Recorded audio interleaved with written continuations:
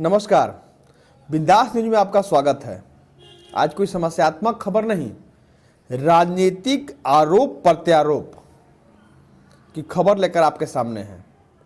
कई राज्यों में चुनाव हो रहा है देश में, लेकिन हमारे गढ़वा जिले से सटा हुआ प्रदेश है यूपी, चुनाव वहाँ हो रहा है। लेकिन हम यूपी के चुनाव की चर्चा नहीं करने जा रहे हैं। हम ये कहने जा रहे हैं आपको कि यूपी में चुनाव हो रहा है, आरोप प्रत्यारोप, एक दूसरे के प्रति राजनेताओं का छिटाकशी यूपी में न होना चाहिए कि गढ़वा में होना चाहिए, झारखंड में होना चाहिए, लेकिन हो रहा है। हम बात यह गढ़वा के कर रहे हैं। अभी 2 दिन पहले झारखंड के मंत्री हैं बादल पत्रलेख, कांग्रेस कोटे के मंत्री हैं, गढ़वा आए थे। एक ही दिन दौरे पर आए थे,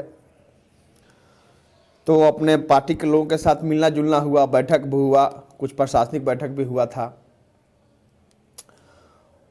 जहां पर वो अपने लोगों से मिल रहे थे, यानी पार्टी के लोगों से मिल रहे थे, वहीं पर तो ब्लंडर हो गया। अब ब्लंडर किस महीने में हुआ? तो वहां पूर्व जिलाध्यक्ष यानी कांग्रेस पार्टी के पूर्व जिलाध्यक्ष आशिक अंसारी जी पूरी तरह से म्यान से बाहर हो गए। उनका जो जबानी तलवार था वो म्यान से बाहर हो गया और पूरी तरह से आशिक जी भड़क उठे। अब उन्होंने क्या कहा तो आपको सुनाएंगे, लेकिन इतना हम कह दें कि पूरा अंगुली ऐसे ऐसे दिखा रहे थे आशिक जी, ऐसे ऐसे अंगुली दिखा के। मंत्री भी उनके तरफ देख रहे थे, आशिक जी भी मंत्री की तरफ देख रहे थे। मंत्री इस तरह से देख रहे थे तब आशिक जी की तरफ, आशिक जी बोलते जा रहे थे। पूरा भड़ास निकाले आशिक जी। पार्टी को कोई पूछ नहीं है, सरकार में कोई नहीं पूछ रहा है। आज स्थिति एकदम विकट हो गई है, बहुत तरह की बातें। और साथ ही कहते कहते आशिक जी कहे, जब आप कुछ नहीं कर सकते हैं, अपनी पार्टी को नहीं संभाल सकते हैं, अपने पार्टी कार्यकर्ता को लाभ नहीं दिला सकते हैं, कुछ काम नहीं दिला सकते हैं, कुछ सहयोग नहीं कर सकते हैं, तो आप इस्तीफा दे दीजिए। ये आशिक जी कहे, हम नहीं कह रहे हैं। ये आशिक जी कहे कि जब आप कुछ नहीं कर सकते हैं, हमारे पार्टी के मंत्री हैं, तब काहे ला कुर्सी पर है भैया, आप इस्तीफा दे दीजिए। और सुनिए आशिक जी क्या कहे, सुनिए क्या कहते हैं आशिक जी। पार्टी का प्रेसिडेंट रहे, 11 साल 12 साल प्रेसिडेंट रहे, और वो भी जमाना देखे, आवाज भी देख रहे हैं। हमारी हालत बद से बदतर हो गई है, और आपका ये कर्तव्य और फर्ज बनता है कि अगर जरा सा भी नैतिकता आपके अंदर है और क्षमता अगर है, तो कांग्रेसियों को कैसे खड़ा किया जाएगा, ये आपकी जवाबदेही है, और आप खड़ा कीजिए। और अगर नहीं कर सकते हैं तो आपका कोई हक नहीं है इस पद पर रहने का, कोई हक नहीं है। आज सरेआम बालू बिकाया जा रहा है, सरेआम बोलने वाले अधिकारी को टॉर्चर करके मरने के लिए मजबूर किया जा रहा है। कई घटनाएं इस तरह की हो गई हैं। तमाम टेंडर जो है शेड्यूल पे चल रहा है, एक एक उसके वर्कर, चाहे वो स्वास्थ्य हो, हेल्थ हो, पशुपालन हो, ग्रामीण विकास हो, सारे के सारे जो है मंत्री के, स्थानीय मंत्री के काम कर रहे हैं। अगर तुम मंत्री हो, तुम्हारा क्षेत्र है, तुम 60 करो, 40 तो मेरा आदमी रहेगा, 40 तो उसका हक बनता है। अब अगर आप नहीं करा सकते हैं तो आप मत रहिए विशुद्धि के मंत्री, चाहे कोई भी मंत्री। हमें याद है 2000 ईस्वी में हमारी गवर्नमेंट आया करते थे डिस्ट्रिक्ट में, अलंगीर नहीं थे उस समय, जयदुर रहमान थे।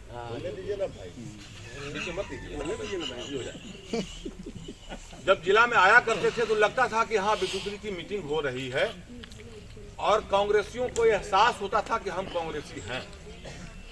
मंत्री महोदय, आज गढ़वा जिले के जो भी कांग्रेसी जिस लेवल में हो, अपने आप को कमजोर महसूस कर रहा है, चाहे वो किसी पद पे हो। क्या ये सच नहीं है? ठीक है। आप आते हैं, मीटिंग करने के बाद स्थानीय मंत्री के साथ बैठ के अलग गुफ्तगू करते हैं। कांग्रेसियों के दिल में क्या गुजरेगा? हमारा अलायंस है, लेकिन हम मर्ज नहीं हुए। हो सकता है कि आने वाले विधानसभा चुनाव में 81 पर 81 पर जेएमएम लड़े, हमें भी अलग लड़ना पड़ेगा।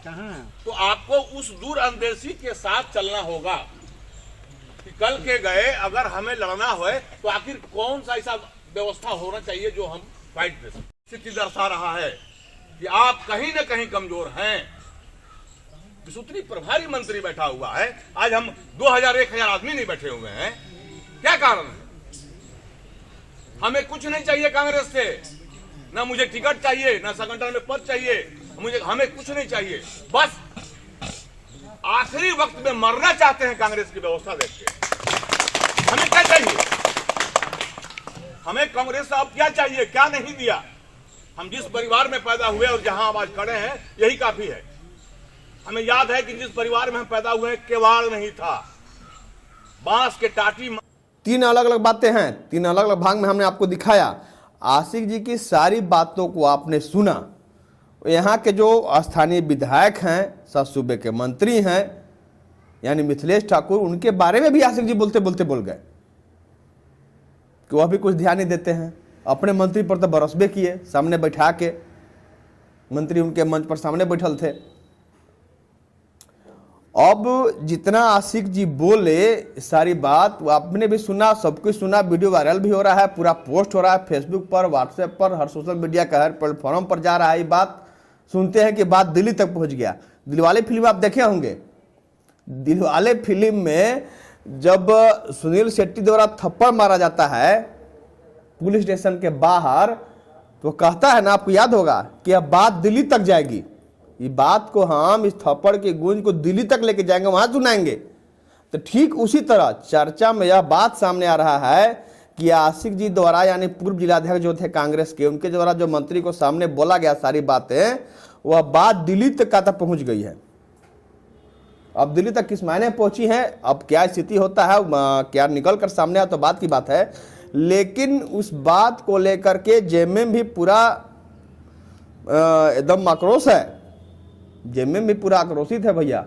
और जेएमएम के नेता लोग भी इसको पूरा गंभीरता से ले रहे हैं। आज बजाबते प्रेस कॉन्फ्रेंस किया गया, जहां पर जेएमएम के जो नेता हैं, खेल विभाग के प्रतिनिधि है धीरज दुबे, उनके द्वारा प्रेस कॉन्फ्रेंस किया गया।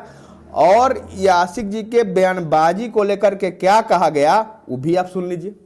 पार्टी के गठबंधन के जो सच्चे कार्यकर्ता हैं, वो चाहे कांग्रेस के हों चाहे झामुमो को हों, उनमें से किसी को भी परेशानी नहीं है। वैसे 12 रुपये जो कल विपरीत विचारधारा के जो विधायक थे उनके साथ रहते थे, कार्यक्रम में उनके साथ नजर आते थे, उनके साथ रहकर अपने स्वार्थ को और व्यक्तिगत स्वार्थ को साधने का काम करते थे। आज सत्ता में कांग्रेस को आते ही वैसे 12 रुपये अपने आप के कांग्रेसी कहने लगे, और कांग्रेस के बैनर तले सत्ता और स्वार्थ की राजनीति जब उनकी पूरी नहीं हो रही है तो ये तिलमिला उठे हैं।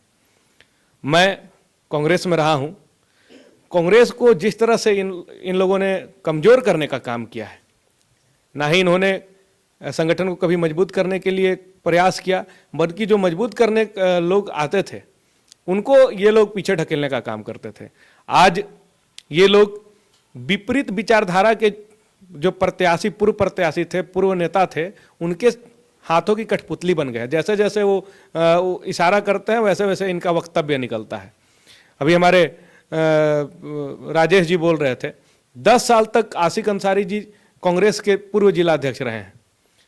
बतावें कि संगठन इतना कमजोर कैसे रह गया है। और अगर अपने ही पार्टी के वो वफादार सिपाही रहते और इस तरह से बात करते तो शायद हम लोग बैठकर उनके साथ बात कर रहे होते, या हमारे माननीय उनको बैठाकर इस विषय पर बात करते। लेकिन अगर विपरीत विचारधारा के प्रत्याशियों के साथ, विपरीत विचारधारा की पार्टियों के नेताओं के साथ उनका साठगांठ जब साफ झलकता है, गढ़वा की जनता ये बात जानती है, तो वैसे लोगों के साथ बैठकर क्या बात होगी। आज जिस तरह से उनका वक्तव्य आ रहा है, ये सिर्फ वही वो चाहते थे कि जैसे पहले भी उनके आवास पर जाके, पूर्व विधायक के आवास पर जाते थे और उनका जो व्यक्तिगत हित था वो पूरा हो जाता था। अब चाह रहे हैं कि यहाँ भी ऐसे हैं, उनको मोटी मोटी रकम मिलते रहे। तो ये जो है प्रचलन हमारे यहाँ नहीं है, और ये इनका कभी भी स्वार्थ पूरा नहीं होगा। हम ऐसे कार्यकर्ताओं को कांग्रेस पार्टी से मैं कहना चाहूँगा कि उन्हें आत्मविश्लेषण करना चाहिए। पार्टी में ऐसे लोग पार्टी के लिए कितने खतरनाक साबित होंगे। पार्टी के विचारधारा को जो लोग नहीं मानते हैं, जो अभी हमारी कमर सफ्तर जी बोली कि इन्होंने कभी कांग्रेस को वोट नहीं दिया और उम्मीद भी नहीं की जा सकती है, तो ये सब जितने लोग हम लोग हैं सो कांग्रेस में रह के आज कांग्रेस के अंदर में क्या स्थिति है देखकर आज इस बात को हम लोग बोलने के लिए मजबूर हैं। और जिस तरह से आक्षेप और आरोप लगाने का काम कर रहे हैं पूरी तरह से निराधार है। आज अगर इनका व्यक्तिगत हित पूरा होना लगेगा तो कल ये जय जयकार करना शुरू कर देंगे। बादल पत्रलेख जी बहुत ही सुलझे हुए और बहुत ही धैर्यवान व्यक्ति हैं। जिस तरह से उनके सामने एक पार्टी का कार्यकर्ता जिस तरह से अनुशासनहीनता का परिचय देते हुए अपनी बात को रख रहा था, हम लोग के वर्ग संगठन है, हम लोग को भी कुछ बात रखनी होती है जहाँ पे अपने विचार प्रकट करने होते हैं, तो हम लोग बंद कमरे में या कह सकते हैं कि अपने विचारों को अवगत तरीके से कराते हैं। खुला मंच पे जिस तरह से उन्होंने धमकी देने का काम एक तरह से किया है और जिस तरह से पेश आने का काम किया, ये पूरी तरह से निंदनीय है। और ये ऐसा इसलिए है क्योंकि उनको कांग्रेस और कांग्रेस के नेताओं से कोई लेना देना है। वो जानते हैं कि आज भी हम कांग्रेस में कुछ नहीं है, आज के दिनांक में कांग्रेस में कुछ नहीं है, और बाकी भी ऐसे अगर जिस तरह से वो पेश आए हैं, ऐसे पेश आने से भी उनको कुछ नुकसान नहीं होगा। शायद इसी घमंड में उन्होंने इस तरह से बात बोला है जो काफ़ी निंदनीय है। जो सच्चे कांग्रेसी हैं, जो पुराने कांग्रेसी हैं, जो कांग्रेस की विचारधारा से मेल रखते हैं, वे लोग किन्हीं को कोई शिकायत नहीं है, बल्कि उन्हीं को शिकायत है जो कठपुतली बने हुए हैं दूसरे के हाथों का। तो आपने आशिक जी की बातों को सुना, जेएमएम के जो हैं धीरज दुबे, उनके बातों को भी सुना।